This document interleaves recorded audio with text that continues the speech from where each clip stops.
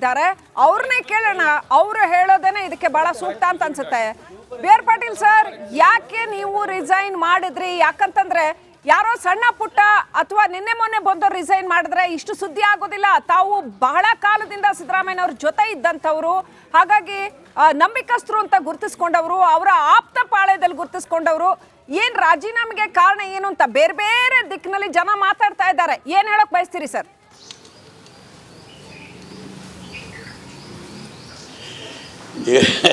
ನನಗಿಂತ ಸೀರಿಯಸ್ ಆಗಿ ನೀವೇ ಗಂಭೀರವಾಗಿ ಯೋಚನೆ ಮಾಡ್ತಾ ಇದ್ದೀರಿ. ಇದು ರೀಸನ್ ಇಲ್ಲದೇ ಯಾವುದೂ ಆಗಲ್ಲ, ಅದಕ್ಕೊಂದು ಕಾರಣ ಇದ್ದೇ ಇರ್ತದೆ. ನಾನು ಯಾವತ್ತೋ ಹಿಂದೆ ರಾಜೀನಾಮೆ ಕೊಡಬೇಕು ಅಂತ ನಿರ್ಧಾರ ಮಾಡಿದ್ದೆ. ಆದರೆ ರಾಜ್ಯಪಾಲರ ಒಂದು ತೂಗುಗತ್ತಿ ನಮ್ಮ ತಲೆ ಮೇಲೆ ಇತ್ತಲ್ಲ, ಡಿಸ್ಕ್ವಾಲಿಫಿಕೇಷನ್, ಆಫೀಸ್ ಆಫ್ ಪ್ರಾಫಿಟ್ದು, ಅದು ಬರಲಿ ಅಂತ ಕಾಯ್ತಾ ಇದ್ದೆ. ಮೊನ್ನೆ ರಾಜ್ಯಪಾಲರು ಹಸ್ತಾಕ್ಷರ ಮಾಡಿದ್ರು. ನಾನು ನಿರಾಳನಾಗಿದ್ದೇನೆ, ಅದಕ್ಕೆ ರಾಜೀನಾಮೆ ಕೊಟ್ಟೆ. ನಾನು ಸಮಸ್ಯೆಗಳಿಲ್ಲದೇ ಸುಮ್ಮನೆ ಆಗಲ್ಲ. ಸಮಸ್ಯೆಗಳಿದ್ದನ್ನು ಮಾನ್ಯ ಮುಖ್ಯಮಂತ್ರಿಗಳಿಗೆ ವಿವರವಾಗಿ ಪತ್ರದಲ್ಲಿ ಬರೆದಿದ್ದೀನಿ. ಅವ್ರು ಕರೆದ್ರೆ ಹೋಗಿ ಮಾತಾಡ್ತೀನಿ, ಮಾತಾಡಿ ಎಲ್ಲ ಹೇಳ್ತೀನಿ. ನಾನು ಬಹಿರಂಗವಾಗಿ ಮಾಧ್ಯಮದ ಜೊತೆಗೆ ಮಾತಾಡಲ್ಲ. ಬಿ ಆರ್ ಪಾಟೀಲ್ ಅವರೇ, ನಿಮ್ಮ ಎಥಿಕ್ಸ್ ಸರಿ ಇದೆ. ನಿಮ್ಮಷ್ಟು ಒಬ್ಬ ಹಿರಿಯ ರಾಜಕಾರಣಿ ಖಂಡಿತವಾಗ್ಲೂ ಈ ಥರದ ಎಥಿಕ್ಸ್ನ ಫಾಲೋ ಮಾಡ್ತಾರೆ.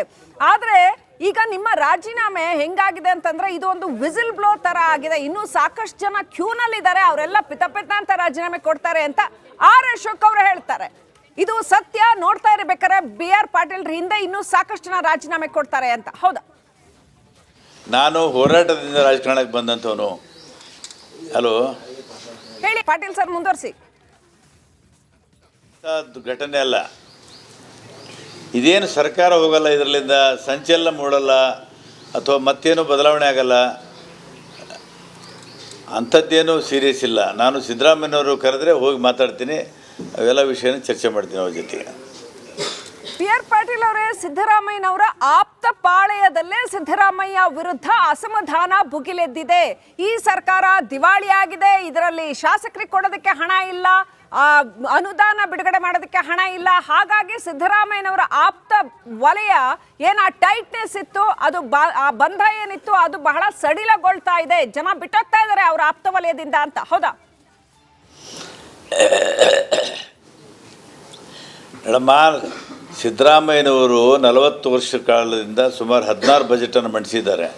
ರಾಜ್ಯದ ಆರ್ಥಿಕ ವ್ಯವಸ್ಥೆ ಸಮಸ್ಯೆ ಬಗ್ಗೆ ಅವರಿಗೆಲ್ಲ ಪರಿಪೂರ್ಣ ಇದೆ, ಜ್ಞಾನ ಇದೆ. ನಾನು ಅವರು ಅನ್ಯಾಯ ಮಾಡಿದ್ದಾರೆ ಅಂತ ನಾನು ಆರೋಪ ಹೊರಿಸಲ್ಲ. ಸಮಸ್ಯೆಗಳಿದ್ದಾವೆ. ಈ ಬಜೆಟಲ್ಲಿ ನಾವು ಆಶೆ ಮಾಡ್ತಾಯಿದ್ದೀವಿ ನಮ್ಮ ಕ್ಷೇತ್ರಗಳಿಗೆ, ಶಾಸಕರಿಗೆ ಸಾಕಷ್ಟು ಅನುದಾನ ಕೊಡ್ಬೋದು ಅಂಥೇಳಿ.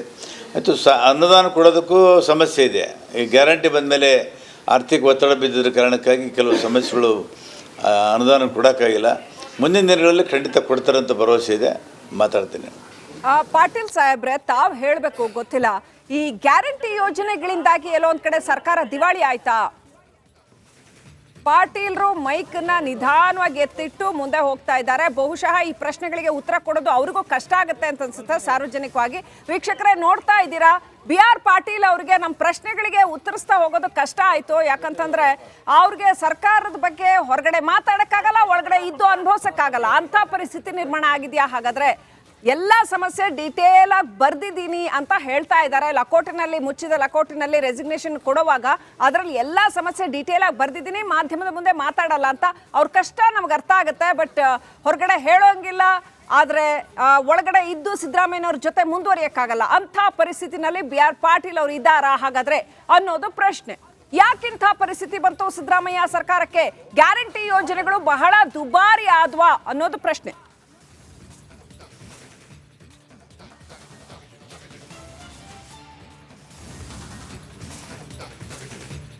ಇದ್ದಾರೆ, ಅವ್ರನ್ನೇ ಕೇಳೋಣ. ಅವರು ಹೇಳೋದೇನೆ ಇದಕ್ಕೆ ಬಹಳ ಸೂಕ್ತ ಅಂತ ಅನ್ಸುತ್ತೆ. ಬಿ ಆರ್ ಪಾಟೀಲ್ ಸರ್, ಯಾಕೆ ನೀವು ರಿಸೈನ್ ಮಾಡಿದ್ರಿ? ಯಾಕಂತಂದ್ರೆ ಯಾರೋ ಸಣ್ಣ ಪುಟ್ಟ ಅಥವಾ ನಿನ್ನೆ ಮೊನ್ನೆ ಬಂದವರು ರಿಸೈನ್ ಮಾಡಿದ್ರೆ ಇಷ್ಟು ಸುದ್ದಿ ಆಗೋದಿಲ್ಲ. ತಾವು ಬಹಳ ಕಾಲದಿಂದ ಸಿದ್ದರಾಮಯ್ಯನವ್ರ ಜೊತೆ ಇದ್ದಂಥವ್ರು, ಹಾಗಾಗಿ ನಂಬಿಕಸ್ಥರು ಅಂತ ಗುರುತಿಸ್ಕೊಂಡವರು, ಅವರ ಆಪ್ತ ಪಾಳ್ಯದಲ್ಲಿ ಗುರುತಿಸ್ಕೊಂಡವರು. ಏನ್ ರಾಜೀನಾಮೆಗೆ ಕಾರಣ ಏನು ಅಂತ ಬೇರೆ ಬೇರೆ ದಿಕ್ಕಿನಲ್ಲಿ ಜನ ಮಾತಾಡ್ತಾ ಇದ್ದಾರೆ. ಏನ್ ಹೇಳಕ್ ಬಯಸ್ತೀರಿ ಸರ್?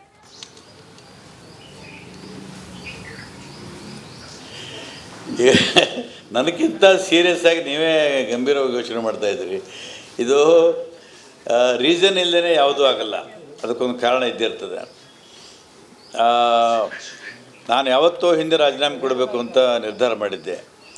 ಆದರೆ ರಾಜ್ಯಪಾಲರ ಒಂದು ತೂಗುಗತ್ತಿ ನಮ್ಮ ತಲೆ ಮೇಲೆ ಇತ್ತಲ್ಲ, ಡಿಸ್ಕ್ವಾಲಿಫಿಕೇಷನ್ ಆಫೀಸ್ ಆಫ್ ಪ್ರಾಫಿಟ್ದು, ಅದು ಬರಲಿ ಅಂತ ಕಾಯ್ತಾ ಇದ್ದೆ. ಮೊನ್ನೆ ರಾಜ್ಯಪಾಲರು ಹಸ್ತಾಕ್ಷರ ಮಾಡಿದ್ರು. ನಾನು ನಿರಾಳನಾಗಿದ್ದೇನೆ, ಅದಕ್ಕೆ ರಾಜೀನಾಮೆ ಕೊಟ್ಟೆ. ನಾನು ಸಮಸ್ಯೆಗಳಿಲ್ಲದೇ ಸುಮ್ಮನೆ ಆಗಲ್ಲ. ಸಮಸ್ಯೆಗಳಿದ್ದನ್ನು ಮಾನ್ಯ ಮುಖ್ಯಮಂತ್ರಿಗಳಿಗೆ ವಿವರವಾಗಿ ಪತ್ರದಲ್ಲಿ ಬರೆದಿದ್ದೀನಿ. ಅವ್ರು ಕರೆದ್ರೆ ಹೋಗಿ ಮಾತಾಡಿ ಎಲ್ಲ ಹೇಳ್ತೀನಿ. ನಾನು ಬಹಿರಂಗವಾಗಿ ಮಾಧ್ಯಮದ ಜೊತೆಗೆ ಮಾತಾಡಲ್ಲ. ಬಿ ಆರ್ ಪಾಟೀಲ್ ಅವರೇ, ನಿಮ್ಮ ಎಥಿಕ್ಸ್ ಸರಿ ಇದೆ. ನಿಮ್ಮಷ್ಟು ಒಬ್ಬ ಹಿರಿಯ ರಾಜಕಾರಣಿ ಖಂಡಿತವಾಗ್ಲೂ ಈ ಥರದ ಎಥಿಕ್ಸ್ನ ಫಾಲೋ ಮಾಡ್ತಾರೆ. ಆದರೆ ಈಗ ನಿಮ್ಮ ರಾಜೀನಾಮೆ ಹೆಂಗಾಗಿದೆ ಅಂತಂದ್ರೆ ಇದು ಒಂದು ವಿಸಿಲ್ ಬ್ಲೋ ತರ ಆಗಿದೆ. ಇನ್ನೂ ಸಾಕಷ್ಟು ಜನ ಕ್ಯೂನಲ್ಲಿದ್ದಾರೆ, ಅವರೆಲ್ಲ ಪಿತ ಅಂತ ರಾಜೀನಾಮೆ ಕೊಡ್ತಾರೆ ಅಂತ ಆರ್ ಅಶೋಕ್ ಅವರು ಹೇಳ್ತಾರೆ. ಇದು ಸತ್ಯ? ನೋಡ್ತಾ ಇರಬೇಕಾದ್ರೆ ಬಿ ಆರ್ ಪಾಟೀಲ್ ಹಿಂದೆ ಇನ್ನೂ ಸಾಕಷ್ಟು ಜನ ರಾಜೀನಾಮೆ ಕೊಡ್ತಾರೆ ಅಂತ, ಹೌದಾ? ನಾನು ಹೋರಾಟದಿಂದ ರಾಜಕಾರಣಕ್ಕೆ ಬಂದಂಥವನು. ಹಲೋ ಹೇಳಿ ಪಾಟೀಲ್ ಸರ್, ಮುಂದುವರಿಸಿ. ಘಟನೆ ಅಲ್ಲ ಇದೇನು. ಸರ್ಕಾರ ಹೋಗಲ್ಲ, ಇದರಲ್ಲಿಂದ ಸಂಚಲನ ಮೂಡಲ್ಲ ಅಥವಾ ಮತ್ತೇನು ಬದಲಾವಣೆ ಆಗಲ್ಲ, ಅಂಥದ್ದೇನು ಸೀರಿಯಸ್ ಇಲ್ಲ. ನಾನು ಸಿದ್ದರಾಮಯ್ಯನವರು ಕರೆದ್ರೆ ಹೋಗಿ ಮಾತಾಡ್ತೀನಿ, ಅವೆಲ್ಲ ವಿಷಯನ ಚರ್ಚೆ ಮಾಡ್ತೀನಿ ಅವ್ರ ಜೊತೆಗೆ. ಬಿ ಆರ್ ಪಾಟೀಲ್ ಅವರೇ, ಸಿದ್ದರಾಮಯ್ಯನವರ ಆಪ್ತ ಪಾಳೆಯದಲ್ಲೇ ಸಿದ್ದರಾಮಯ್ಯ ವಿರುದ್ಧ ಅಸಮಾಧಾನ ಭುಗಿಲೆದ್ದಿದೆ. ಈ ಸರ್ಕಾರ ದಿವಾಳಿಯಾಗಿದೆ, ಇದರಲ್ಲಿ ಶಾಸಕರಿಗೆ ಕೊಡೋದಕ್ಕೆ ಹಣ ಇಲ್ಲ, ಅನುದಾನ ಬಿಡುಗಡೆ ಮಾಡೋದಕ್ಕೆ ಹಣ ಇಲ್ಲ. ಹಾಗಾಗಿ ಸಿದ್ದರಾಮಯ್ಯನವರ ಆಪ್ತ ವಲಯ ಏನ ಟೈಟ್ನೆಸ್ ಇತ್ತು, ಅದು ಆ ಬಂಧ ಏನಿತ್ತು ಅದು ಬಹಳ ಸಡಿಲಗೊಳ್ತಾ ಇದೆ. ಜನ ಬಿಟ್ಟೋಗ್ತಾ ಇದ್ದಾರೆ ಅವರ ಆಪ್ತ ವಲಯದಿಂದ ಅಂತ, ಹೌದಾ? ಮೇಡಮ್ಮ, ಸಿದ್ದರಾಮಯ್ಯನವರು 40 ವರ್ಷ ಕಾಲದಿಂದ ಸುಮಾರು 16 ಬಜೆಟನ್ನು ಮಂಡಿಸಿದ್ದಾರೆ. ರಾಜ್ಯದ ಆರ್ಥಿಕ ವ್ಯವಸ್ಥೆ ಸಮಸ್ಯೆ ಬಗ್ಗೆ ಅವರಿಗೆಲ್ಲ ಪರಿಪೂರ್ಣ ಜ್ಞಾನ ಇದೆ. ನಾನು ಅವರು ಅನ್ಯಾಯ ಮಾಡಿದ್ದಾರೆ ಅಂತ ನಾನು ಆರೋಪ ಹೊರಿಸಲ್ಲ. ಸಮಸ್ಯೆಗಳಿದ್ದಾವೆ. ಈ ಬಜೆಟಲ್ಲಿ ನಾವು ಆಶೆ ಮಾಡ್ತಾಯಿದ್ದೀವಿ ನಮ್ಮ ಕ್ಷೇತ್ರಗಳಿಗೆ, ಶಾಸಕರಿಗೆ ಸಾಕಷ್ಟು ಅನುದಾನ ಕೊಡ್ಬೋದು ಅಂಥೇಳಿ. ಮತ್ತು ಅನುದಾನ ಕೊಡೋದಕ್ಕೂ ಸಮಸ್ಯೆ ಇದೆ. ಈ ಗ್ಯಾರಂಟಿ ಬಂದಮೇಲೆ ಆರ್ಥಿಕ ಒತ್ತಡ ಬಿದ್ದಿದ್ದ ಕಾರಣಕ್ಕಾಗಿ ಕೆಲವು ಸಮಸ್ಯೆಗಳು ಅನುದಾನ ಕೊಡೋಕ್ಕಾಗಿಲ್ಲ. ಮುಂದಿನ ದಿನಗಳಲ್ಲಿ ಖಂಡಿತ ಕೊಡ್ತಾರೆ ಅಂತ ಭರವಸೆ ಇದೆ. ಮಾತಾಡ್ತೀನಿ. ಪಾಟೀಲ್ ಸಾಹೇಬ್ರೆ, ತಾವು ಹೇಳಬೇಕು, ಗೊತ್ತಿಲ್ಲ, ಈ ಗ್ಯಾರಂಟಿ ಯೋಜನೆಗಳಿಂದಾಗಿ ಎಲ್ಲೋ ಒಂದ್ ಕಡೆ ಸರ್ಕಾರ ದಿವಾಳಿ ಆಯ್ತಾ? ಪಾಟೀಲ್ರು ಮೈಕ್ನ ನಿಧಾನವಾಗಿ ಎತ್ತಿಟ್ಟು ಮುಂದೆ ಹೋಗ್ತಾ ಇದ್ದಾರೆ. ಬಹುಶಃ ಈ ಪ್ರಶ್ನೆಗಳಿಗೆ ಉತ್ತರ ಕೊಡೋದು ಅವ್ರಿಗೂ ಕಷ್ಟ ಆಗುತ್ತೆ ಅಂತ ಅನ್ಸುತ್ತೆ ಸಾರ್ವಜನಿಕವಾಗಿ.